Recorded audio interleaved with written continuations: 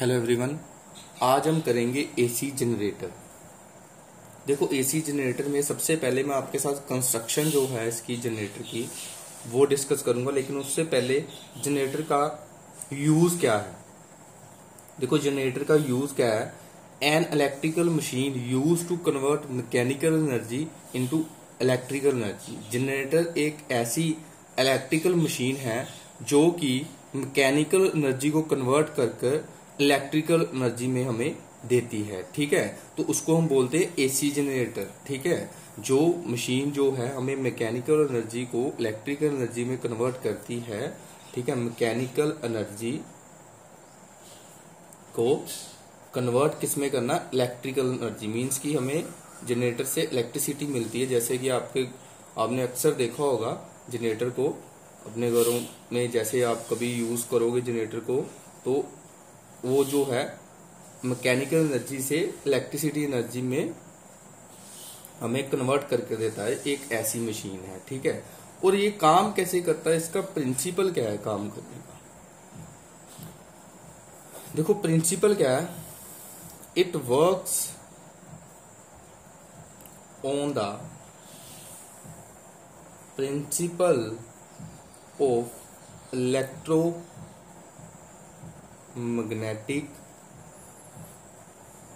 induction, that is, when a coil is rotated in uniform magnetic field and induced EMF is produced in it। कहते ये work करेगा electromagnetic induction के base पर। कैसे electromagnetic induction के base पर काम करेगा, देखो कंस्ट्रक्शन देखते हैं। इसमें जो है एक है आर्मेचर। ठीक है, देखो इसमें है आर्मेचर। आर्मेचर एक कॉइल है ABCD। ठीक है, इस पे ऊपर क्या किया गया, large number of turns copper wire को बाउंड किया गया एक सॉफ्ट आयरन पीस के ऊपर। जैसे ये एक आयरन पीस है, इसके ऊपर जो है large number of copper wires को बाउंड किया गया और एक आर्मेचर बना दिया गया ABCD। ठीक है,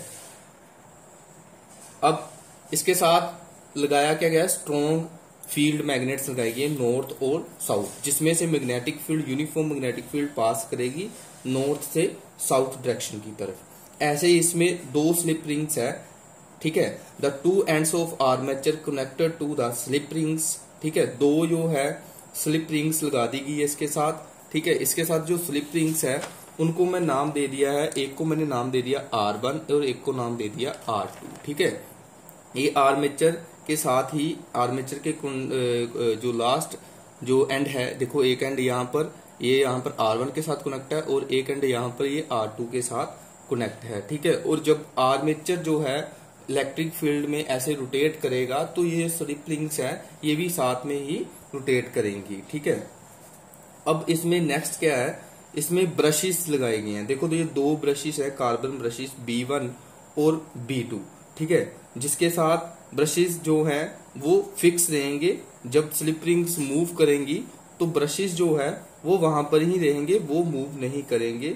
ठीक है, इन ब्रशेस का काम क्या है, जहां से जब हमें करंट मिलेगा आउटपुट में तो ये आउटपुट सर्किट में करंट जो है वो ट्रांसफर करेंगे। ठीक है, ये ब्रशेस इस हिसाब से कनेक्ट है कि जब हमें आउटपुट में करंट मिलेगा, इलेक्ट्रिसिटी मिलेगी, तो ये आउटपुट मीन्स कि जो भी आपने आउटपुट में लगाया है बाहर से, जैसे जनरेटर के साथ जैसे आपने घर को सप्लाई दी है तो घर एक आउटपुट का काम कर रहा है। ठीक है, तो ब्रशेस से आउटपुट की तरफ इलेक्ट्रिसिटी करंट जो है वो जाएगा। अब इसका प्रिंसिपल क्या है, देखो एक हमने कोयल ले ली। ठीक है, मान लीजिए ऐसे मेरे जैसे हाथ है, ऐसे ये कोयल है। ठीक है, अब ये कोयल जो है जब मूव करेगी ऐसे मूव करेगी ऐसे। ठीक है, ऐसे जब मूव करेगी यूनिफॉर्म मैग्नेटिक फील्ड में तो इसके जब भी हम बोलते हैं, जब भी एक कंडक्टर जो है वो यूनिफॉर्म मैग्नेटिक फील्ड में मूव करता है तो उसमें ईएमएफ जो है इंड्यूस हो जाती है। तो अगर ईएमएफ इंड्यूस हुई तो इसका मतलब उसमें करंट जो है वो भी इंड्यूस होगा, ठीक है, और वही करंट हमें आउटपुट में मिलेगा। ये जो है इसका प्रिंसिपल है। अब वर्किंग देखें, वर्किंग में क्या है, when the armature coil ABCD rotates in the magnetic field provided by strong magnetic field, कहते हैं जब ये कोयल जो है ABCD ये रोटेट करेगा इस स्ट्रॉन्ग यूनिफॉर्म मैग्नेटिक फील्ड में, ठीक है, तो मैग्नेटिक फील्ड जिसमें अगर ये आर्मेचर जो रोटेट करेगा तो इसका मतलब इसके आसपास जो है मैग्नेटिक फ्लक्स जो इसके आसपास कोयल के साथ लिंक है वो चेंज होगा, ठीक है, और मैग्नेटिक फील्ड फ्लक्स जब चेंज होगा तो इसमें कोयल में क्या है, जो कोयल में ईएमएफ जो है वो इंड्यूस होगी, ठीक है, इंड्यूस्ड ईएमएफ जो है कोयल में होगी। जब भी एक कोयल जो है उसके अराउंड इंड्यूस्ड फ्लक्स चेंज होता है, मींस की मैग्नेटिक फील्ड लाइंस चेंज होती है उसके अराउंड, तो उसमें जो है ईएमएफ जो है वो इंड्यूस होती है, जिसको मैंने डायरेक्शन दी है, ठीक है, अपवर्ड एरो के साथ, ठीक है। तो अब इसी डायरेक्शन में करंट भी इंड्यूस होगा, ठीक है। डायरेक्शन ऑफ इंड्यूस्ड ईएमएफ और current in the coil is determined by Fleming right hand rule. ये हम डायरेक्शन जो निकालेंगे वे फ्लेमिंग राइट हैंड रूल से निकालेंगे, ठीक है। तो अब देखें, the current flows out through the brush B1 in one direction of the half of the revolution. अब देखो, जब कोयल जो ये ऐसे मूव करेगी तो करंट जो है वो आउटपुट में फ्लो करेगा y से x की तरफ, मींस की B2 से B1 की तरफ, ठीक है, इस डायरेक्शन में। लेकिन जब हाफ साइकिल के बाद कोयल ने ऐसे कर दिया, ठीक है, अब हाफ साइकिल के बाद अगर यहां से कोयल यहां पर आती है तो अब आप देखें जो CD एंड है वो इस साइड में आएगा और AB एंड जो है वो इस साइड में आएगा।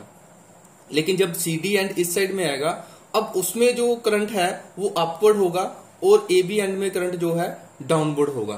तो उस टाइम पर जो बाहर के साइकिल में करंट है उसकी डायरेक्शन चेंज होगी, वो X से Y की तरफ जाएगा, ठीक है, ये X से तब Y की तरफ जाएगा। और जब करंट जो है अपने कॉन्टिन्यूसली डायरेक्शन चेंज करता है, पोलैरिटी चेंज करता है, तो तभी तो हमें अल्टरनेटिव करंट मिलता है। तो इसी वजह से जो जनरेटर है उसको हम AC जनरेटर बोलते हैं, क्योंकि वो हमें अल्टरनेटिव करंट जो है वो प्रोवाइड करता है, ठीक है।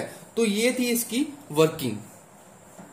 तो अगर आप इसकी थ्योरी में देखते हो, थ्योरी में कैसे आप अल्टरनेटिव करंट की वैल्यू निकालेंगे, जैसे फॉर एग्जांपल मान लो जो कोयल का प्लेन है, ये मैग्नेटिक फील्ड की डायरेक्शन हमारे पास नॉर्थ से साउथ, ये हमने कोयल का ऐसे प्लेन ले लिया, ठीक है, जो कि थीटा एंगल बना रहा है, ठीक है, मैग्नेटिक फील्ड के साथ, ठीक है। अब इसका जो हमारे पास थीटा है वो हम कितना लेते हैं, थीटा जो हम है ओमेगा टी के इक्वल मानते हैं, ठीक है, ठीक है। जब भी एक प्लेन ऑफ कोयल जो है परपेंडिकुलर होगा मैग्नेटिक फील्ड के, तो जो कोयल जो रोटेट करेगी वो एंटी क्लॉकवाइज रोटेट करेगी, ठीक है। तो एंटी क्लॉकवाइज रोटेट करेगी तो उस टाइम पर जो एंगुलर वेलोसिटी वो ओमेगा है, ठीक है, और जो टाइम उसे लग रहा है किसी टाइम पर वो टी है, तो उस टाइम पर जो एंगल मैंने थीटा मान लिया, जो कि मैंने ओमेगा टी के इक्वल निकाला। तो अभी जो component normal to the plane है मैग्नेटिक फील्ड कंपोनेंट, ठीक है, वो कौन सा है, बी कोस थीटा, और थीटा की वैल्यू जब आपने पुट की ये कितना आएगा, बी कोस ओमेगा टी, ठीक है। तो अब मैग्नेटिक फ्लक्स जो है आप उसकी वैल्यू अगर आप निकालते हो, मैग्नेटिक फ्लक्स जो कोयल के आसपास लिंक्ड है फाई, तो उसकी वैल्यू, उसका फार्मूला क्या है, N B vector dot A vector, ठीक है। अब ये इसका फार्मूला है। तो अगर आप इसको ओपन करेंगे ये क्या आएगा, एन बी ए कोस ओमेगा टी, क्योंकि आपने जो एंगल लिया आप ओमेगा टी मान रहे हो, ठीक है। तो इंड्यूस्ड ईएमएफ जो हुई मैग्नेटिक फ्लक्स चेंज होने की वजह से, उसका फार्मूला क्या है, E is equal to minus d phi by d t. जब आपने वैल्यू पुट की माइनस एन बी है तो बाहर आएगा। अब जो आप डिफ्रेंशिएशन करेंगे वो कोस ओमेगा टी की करेंगे, जिसकी वैल्यू होगी sign omega T into omega, ठीक है, माइनस माइनस प्लस, तो ये वैल्यू कितनी आएगी, N B A omega sine omega t, ये हमारे पास इंड्यूस्ड ईएमएफ की वैल्यू आई, ठीक है। अब मान लीजिए if sine omega t is equal to 1, अगर इसकी वैल्यू 1 है तो मैक्सिमम जो ईएमएफ है उसकी वैल्यू कितनी होगी, NBA omega mean sine omega T 1 का इक्वल मीन्स ओमेगा टी जो है 90 डिग्री पर है, परपेंडिकुलर है, तो ये इंड्यूस्ड ईएमएफ उस टाइम पर मैक्सिमम होगी जिसको मैंने ई नोट मान लिया। तो जब आपने ये वाली NB ओमेगा की वैल्यू इस वन इक्वेशन में पुट की तो E यहां से कितना आएगा, NBA ओमेगा की जगह पर ई नोट आएगा, तो E कितना आएगा, E is equal to E naught sine omega T. यही तो अल्टरनेटिंग ईएमएफ की हमारे पास इक्वेशन है। ठीक है, ये अगर आपने अल्टरनेटिंग ईएमएफ निकाल ली, अगर मान लो आपने अल्टरनेटिंग ईएमएफ निकाल ली, तो अब आपने करंट निकाल, तो करंट का फॉर्मूला क्या है, ईएमएफ ओवर रेजिस्टेंस। तो ये कितना आएगा, E naught over R sine omega T, क्योंकि ई की वैल्यू क्या है, E naught sine omega T. अब ई नोट ओवर आर क्या है आपके पास, मैक्सिमम करंट, क्योंकि ये मैक्सिमम ईएमएफ है, तो मैक्सिमम ईएमएफ ओवर रेजिस्टेंस किसके इक्वल होता है, मैक्सिमम करंट के, जो की वैल्यू कितने है, आई नोट। तो ये I naught into sine omega T. तो ये हमारे पास अल्टरनेटिंग करंट की इक्वेशन हमने निकाली एसी जनरेटर में, I is equal to I naught sine omega T. यही थ्योरी में हमने कैलकुलेट करना था कैसे हमने करंट निकालना। ये पहले मैंने आपको डायग्रामेटिकल समझाया कि जब डायरेक्शन चेंज होती है करंट की, ठीक है, कॉन्टिन्यूसली पीरियोडिकली डायरेक्शन चेंज होती है हाफ इंटरवल के बाद, जब हाफ रोटेशन के बाद, तो हम बोलते हैं जो ऐसा करंट होता है जो डायरेक्शन चेंज करता है पीरियोडिकली, वो अल्टरनेटिंग करंट है। ये मैंने आपको बताया था कि जब भी आर्मेचर की कोयल इस साइड पर रहेगी CD, तो डायरेक्शन जो है वो चेंज होगी, तो जो कंटिन्यूस डायरेक्शन चेंज करेगा वो कौन सा करंट होता है, अल्टरनेटिंग। अब अल्टरनेटिंग करंट की हमारे पास इक्वेशन यही होती है, I is equal to I naught sine omega T. वो कैसे हमने निकाली लास्ट में, वो हमने, ठीक है, मैग्नेटिक फ्लक्स चेंज हुआ, उससे हमारी ईएमएफ की इक्वेशन आई, और फिर हमने करंट की वैल्यू जो है इसमें निकाल दी। ठीक है, थैंक यू क्लास।